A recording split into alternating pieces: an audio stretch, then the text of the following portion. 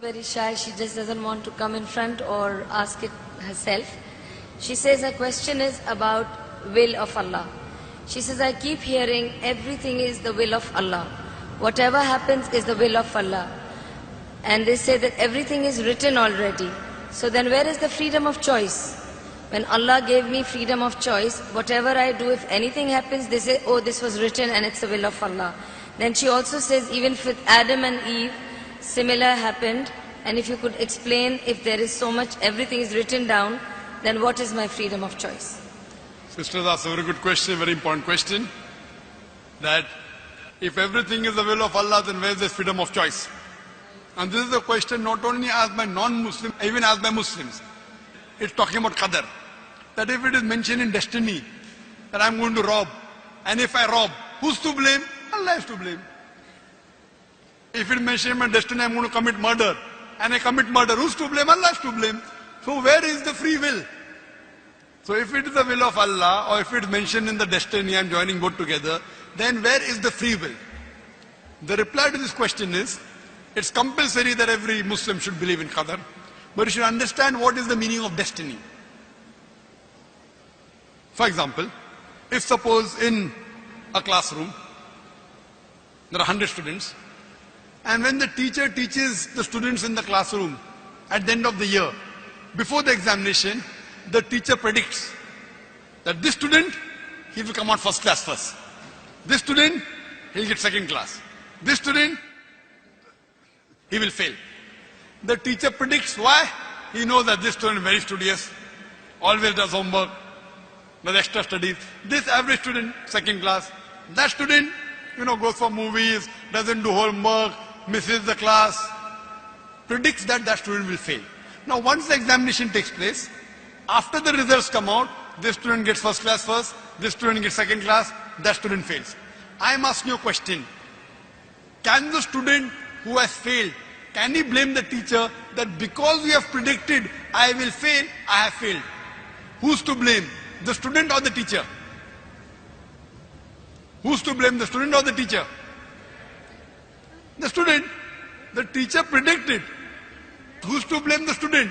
He did not study, he did not do his homework, he used to go for extra movies. So similarly, Allah subhanahu wa ta'ala has given the human being the free will. Allah has told you what is right, what is wrong, but the choice is yours.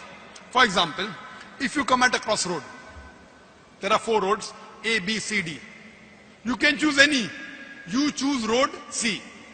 So Allah knows in advance that when you come at crossroad, you will choose road C. So Allah writes, when the person comes at the crossroad, he will choose road C. So it is not because Allah is writing that you are choosing, because you will be choosing, Allah is writing.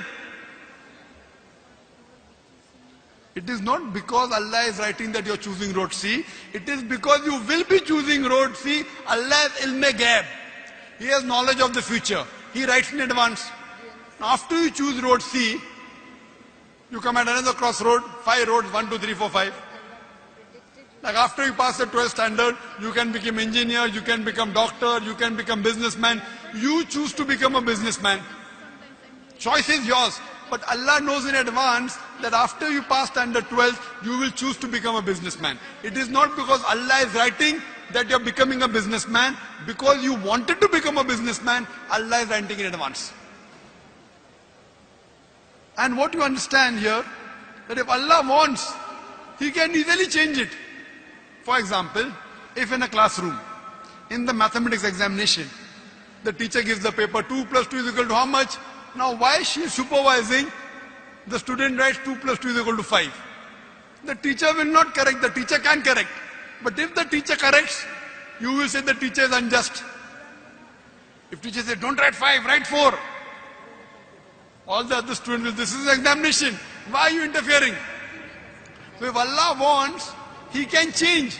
But because He has given you free will, He is letting you take your decision. So this life is a test for the hereafter. As Allah says in Surah Mulk chapter 16 verse number 2, Alladhi khalaqal mauta wal hayata. It's Allah who has created death and life to test which of you is good indeed. So this life is a test for the hereafter. Allah has given you and shown you the rules, what is good, what is bad.